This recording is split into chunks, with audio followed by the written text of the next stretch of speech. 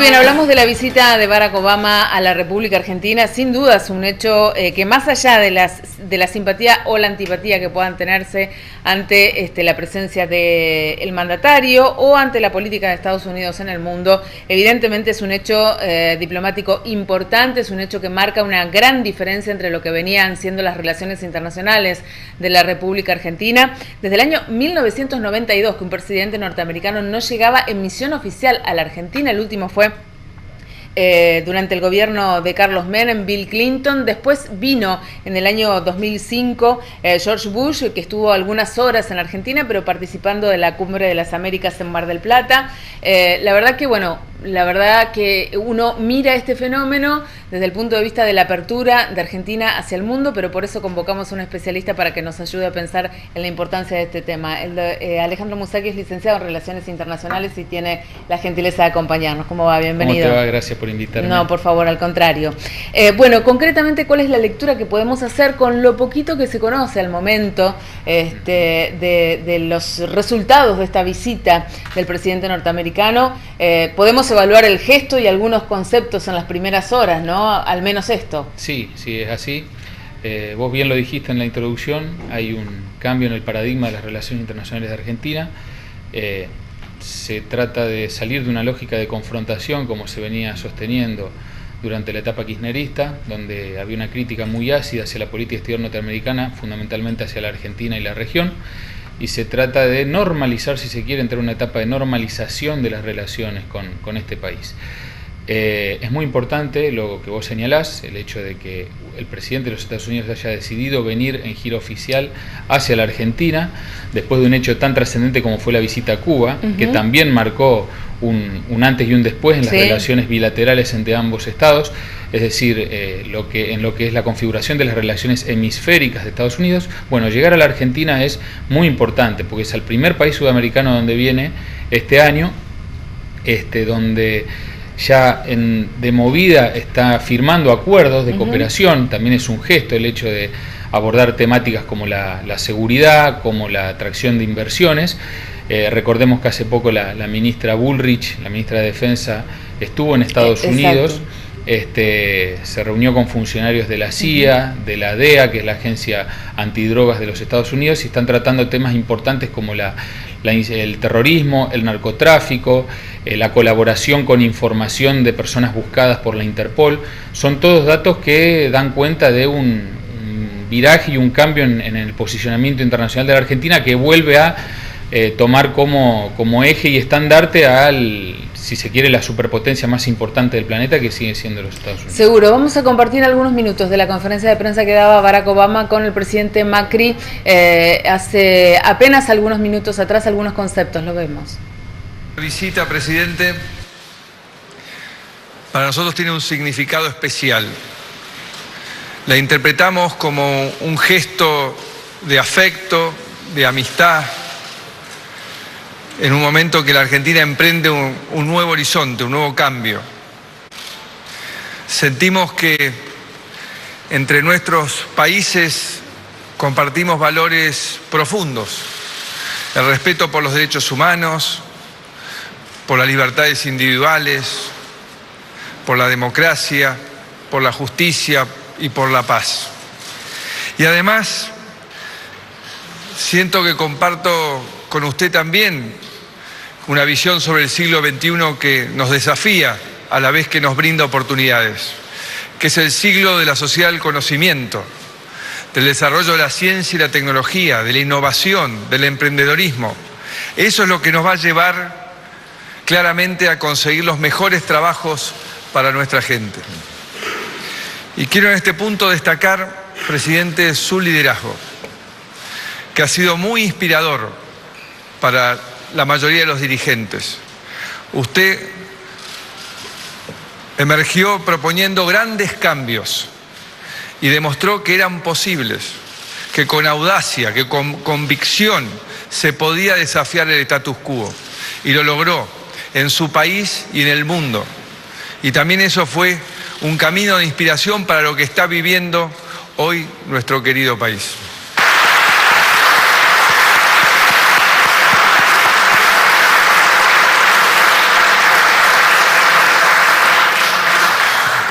Buenas tardes. Good afternoon. Muy buenas tardes. It is wonderful to be in Argentina for the first time, and I want to thank encontrarme en Argentina por primera vez. Quiero dar las gracias al pueblo de Argentina y al presidente Macri y a su equipo por haberme hospedado junto con toda mi familia en esta bellísima ciudad. Como lo indicaba el presidente, tuvimos una conversación, yo diría, excelente. El presidente Macri, en efecto, es un hombre apresurado, por así decirlo. Me ha impresionado favorablemente porque se ha movido rápidamente con respecto a las reformas que había prometido para crear un crecimiento económico sostenible, inclusivo, para conectar a Argentina con la comunidad mundial y la economía mundial. De hecho, hemos visto que muchos negocios, muchos emprendedores están invirtiendo con muchos millones de dólares aquí en Argentina, lo cual podría ser parte del programa más amplio de inversiones que puede llevar a nuevos empleos y crecimiento en este país. El presidente Macri y su equipo han logrado en poco tiempo lo siguiente, y esto es un testamento no solamente porque tiene una energía sobresaliente, pero también demuestra que hay varias personas que desean colaborar. De hecho, la historia de polarización política es algo que conozco bastante de cerca en mi país, pero le he dicho al presidente, a él y a su equipo, que los Estados Unidos están listos para trabajar con Argentina a lo largo de esta transición histórica. Lo decíamos, ¿no? Los primeros conceptos de Barack Obama en Argentina. También anunció que van a elaborar un acuerdo de libre comercio con nuestro país, un dato que no es menor habida cuenta de lo que habían, de la manera en que se habían deteriorado las relaciones entre los Estados Unidos de América y la República Argentina, también en materia comercial, ¿no? Sí, exactamente, y además vos mencionaste hace un rato también la cumbre de Mar del Plata. Recordemos que en esa época estaba en materia de negociación el ALCA. Claro, que fue rechazado por Néstor Kirchner y por el entonces presidente de Venezuela. Venezuela, Hugo Chávez, exactamente. Se lo veía como una lógica imperialista, una lógica de imposición del libre comercio y las ventajas norteamericanas en desmedro de las ventajas que podía obtener nuestra región en el tema. Y bueno, evidentemente por las palabras de ambos mandatarios, la situación tiende a cambiar. El hecho de que el presidente Macri desee nuevas inversiones y una relación distinta en materia comercial implica de que se van a tomar medidas en ese sentido. Recordemos también la vocación que ha tenido este gobierno también de arreglar el tema de los holdouts, que también es una orientación en ese sentido, el hecho de tratar de traer capitales y fundamentalmente divisas para estimular la economía, el hecho de favorecer inversiones extranjeras para generar puestos de trabajo y hacer que la economía crezca. Entonces parece que esa va a ser la orientación que le está imprimiendo este gobierno a las relaciones exteriores con los Estados Unidos. Es lo que podemos esperar, digamos, más allá del gesto, de las señales o de algunos indicios concretos de futuras inversiones en el país, ¿no? Que estas relaciones se encaminen hacia un desarrollo y un crecimiento conjunto. Exactamente, sí. Hacia esa alianza estratégica creo que apunta el presidente Macri. Tal vez trae ciertos malos recuerdos la época del menemismo en el sentido de lo que era el alineamiento automático, es decir, apegarse a Estados Unidos sin ninguna condición, sin ningún tipo de defensa de la soberanía. Sí, las relaciones carnales, ¿no? Uno recuerda ese término que describía, digamos, cuál era la política argentina respecto de los Estados Unidos. ¿En cuánto se puede, de qué manera se pueden equilibrar, digamos, los acuerdos con Estados Unidos y que estos acuerdos no estén en detrimento con el Mercosur, porque es necesaria la integración regional y seguir favoreciendo, digamos, el intercambio de mercados locales? Y es algo complicado porque estamos hablando de dos espacios distintos. Estamos hablando de relaciones bilaterales con un país y por el otro lado estamos hablando de una relación multilateral como es un proceso de integración regional. Recordemos que las negociaciones vía Mercosur requieren del consenso de todas las partes. Veamos lo que pasó con el acuerdo con la Unión Europea, que no se pudo lograr porque la República Argentina estaba en desacuerdo con alguna de las cláusulas, ¿no es cierto? ¿Cómo hacer que no afecten al Mercosur? Y es complicado, ¿por qué? Porque cualquier negociación que la Argentina lleve adelante con Estados Unidos e influya negativamente a alguno de los socios, seguramente va a chocar y va a generar reticencias con los otros miembros. Entonces, por ahí lo importante es que se reúnan los miembros del Mercosur, acuerden qué direccionamiento quieren generar para el proceso de integración regional y le den un efectivo cumplimiento, porque si el Mercosur no avanza, los países van a tender a reforzar sus lazos bilaterales para defender sus intereses. Seguro. Entonces, estas relaciones con los Estados Unidos, probablemente Argentina las haga fructificar por el lado bilateral, si no encuentra en el Mercosur un mecanismo de avance que le permita defender mejor sus intereses nacionales. Será cuestión de estrategia diplomática, a desarrollar en el futuro. Bueno, la verdad que muchos fuimos los que pensamos en que lo ocurrido en Bélgica iba a provocar algún cambio en el itinerario del presidente Barack Obama. La verdad que con las primeras noticias dijimos, bueno, desde Cuba se vuelve a Estados Unidos. Sin embargo, Obama siguió adelante con su visita a la Argentina. Esto puede tener varias lecturas y me parece que es importante que podríamos destacarlo, ¿no? Sí, en realidad es una jugada fuerte. Recordemos que casi un desafío, digamos. Es un desafío. La guerra contra ISIS la encabeza Estados Unidos contra el Estado Islámico, que fue quien se adjudicó estos atentados en Bruselas. No por nada Bruselas es la sede de la Unión Europea. También es muy fuerte que haya sido en ese lugar el atentado, los atentados mejor dicho. Y no obstante que el presidente Obama haya decidido seguir adelante con su gira, es una apuesta muy fuerte, porque cualquier otro presidente o en otro momento tal vez hubiera suspendido, como bien dijiste, la gira, porque estos atentados tienen un grado de antiamericanismo muy grande. Seguro, y convengamos que Argentina tiene un grado de vulnerabilidad importante y quedó demostrado con lo que hemos pasado, ¿no? Con los atentados aquí. Convengamos que sí, que tenemos fronteras vulnerables. Nuestras fuerzas de seguridad, tanto a nivel nacional como a nivel provincial, están siendo permanentemente modernizadas, permanentemente retrabajadas para poder afrontar a las amenazas del mundo globalizado. El terrorismo, a partir de 2001, cambió la configuración de lo que es la guerra en las relaciones internacionales. Sí. Ya no se trata de enfrentamientos directos entre países, sino que viene una persona que puede hacerse pasar por un civil, que no la detectás, y directamente se hace explotar una bomba y mueren inocentes en un acto que es muy difícil de prever. Así también no vamos a ser tan injustos, se han evitado un montón de atentados en estadios, en lugares donde ha habido funcionarios, en reuniones, en cónclaves, pero es muy complicado el poder anticipar la movida de estas células terroristas y evitar este tipo de tragedias. Bueno, después de lo de Bélgica, obviamente estos acontecimientos causan alerta en todo el mundo, ¿no? Evidentemente, sobre todo en aquellos lugares que son elegidos no en forma azarosa. Estamos hablando de la elección de Bélgica puntualmente, usted lo explicaba recién, pero bueno, obviamente el refuerzo de la seguridad en todos los países y sobre todo en los países europeos a partir de este acontecimiento. Sí,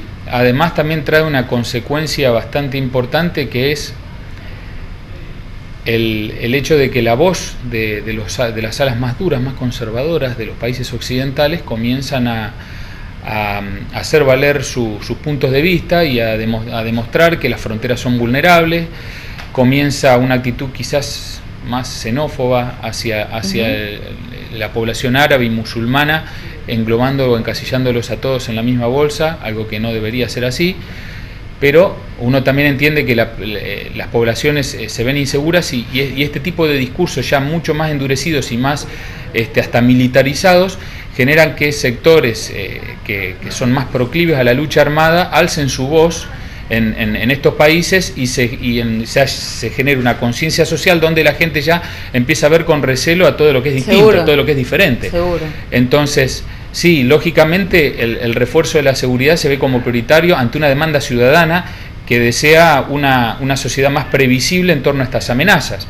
Pero se generan también consecuencias indeseables, como es el hecho de ya el recelo y la desconfianza en torno al diferente, al distinto, ¿no es cierto? Sí, una verdadera persecución, ¿no? Que en algunos países se hace más evidente que en otros. Bueno, el último tema que queríamos tratar de analizar, también que ha sido noticias durante esta última semana, que nos toca muy de cerca, es la crisis política e institucional en Brasil, los coletazos que esta crisis pueda tener, y sobre todo porque estamos en Argentina pasando momentos muy particulares con esto de las máquinas que cuentan dinero en la Rosadita y demás, el tema de la corrupción a flor de piel más que nunca, y bueno, y un Brasil que está en jaque política e institucionalmente también por hechos de corrupción, ¿no? Totalmente, es así, Andrea. está en jaque la figura de un líder como es Lula, que es una persona que ha marcado una trascendente impronta en la historia política del Brasil. Está en jaque la presidencia de Dilma Rousseff en el país, en la economía más grande del continente sudamericano, ¿no es cierto? Por un escándalo de tintes muy fuertes como es el Petrolao y este cartel de empresas que se han visto beneficiadas por sobornos al gobierno para obtener concesiones en materia de explotación del petróleo dentro de lo que es Petrobras, ¿no es cierto? Yo creo que es algo que le está ocurriendo hoy en día, si hacemos un análisis regional, a varios países de los progresismos, si se quiere, latinoamericanos, y se los está bombardeando, si se quiere, en las líneas de flotación, que son principalmente estas banderas de justicia y de moral y de ética y de defensa de la población oprimida que han llevado adelante durante todos estos años. Con este tipo de escándalos, que obviamente tienen que ser probados por la justicia, tiene que llegarse a una decisión final, pero por lo que se ve el impeachment a Dilma Rousseff va para adelante, sí. Ya fue aprobado por una comisión especial en la Cámara de Representantes y todo parece indicar que va a tener un tratamiento favorable en la Cámara de Diputados cuando sea tratado en plenario. Entonces parece que no hay manera de tenerlo, y encima los manotazos de ahogado que pegan al querer nombrarlo a Lula como ministro, claro, siendo una persona que está hackeada, que fue indagada por la justicia. Profecía autocumplida, ¿no? Profecía autocumplida. Lula decía que un pobre que roba iba a la cárcel y un rico que roba termina siendo ministro. Termina siendo ministro. Esto lo dijo en la campaña cuando perdió las elecciones la primera vez que se presentó a la presidencia, ¿no? Exactamente, entonces terminan siendo, y a esto quería llegar, terminan siendo encadenados en su propio discurso de crítica hacia sectores conservadores, sectores neoliberales, sectores de derecha, como bien ellos utilizan esta terminología, para criticar el accionar de estos gobiernos corruptos, como ha pasado en la década de los 90 con el gobierno de Carlos Menem o con Brasil con Collor de Mello. Bueno, terminan enjaulados en las mismas críticas que ellos, claro, han vertido. Entonces, esto ocurrió también hace poco con Bachelet, que le disminuyó la popularidad mucho por un escándalo de corrupción que implicó a su hijo. Pasa en Venezuela con sí, el gobierno de Maduro, que también da la impresión de que se va resquebrajando, de que va perdiendo consenso en la sociedad. Pasa acá en la Argentina con todas estas denuncias de corrupción que salpican de alguna u otra manera al gobierno anterior kirchnerista, y está pasando en Brasil con este escándalo del Petrolao. Entonces pareciera que estos gobiernos progresistas terminan cayendo en la misma trampa de crítica que ellos venían estableciendo hacia los gobiernos previos. Hacen lo mismo que criticaban, exactamente. Entonces, no pueden romper con esa lógica. Entonces, ¿qué es lo que termina perdiendo? Legitimidad, terminan perdiendo consenso y termina cayendo en la misma bolsa que todo el resto de la clase política, ¿no es cierto? Bueno, veremos cuáles van a ser las consecuencias concretas en Argentina de esto, porque bueno, la crisis institucional y política evidentemente tiene sus coletazos en lo económico, y el socio más importante de la Argentina desde el punto de vista comercial es Brasil, ¿no? Sí, totalmente. Sabemos que es el primer socio comercial de la Argentina, es la principal economía regional. Sabemos el gran vínculo que tienen determinadas industrias, como ser por ejemplo la automotriz, donde si Brasil no consume, genera un impacto muy fuerte en lo que es la demanda, la mano de obra, el empleo, y obliga a las empresas o a realizar ajustes o a buscar mercados de sustitución o a volcarse hacia el mercado, claro, interno, que muchas veces no logra absorber del todo este tipo de demanda. Entonces termina generándole más de un dolor de cabeza a los socios comerciales. Veremos cómo evoluciona. Alejandro, muchas gracias por haber participado en nuestro programa. Por favor. Hasta la próxima. Gracias. Seguimos con otros temas.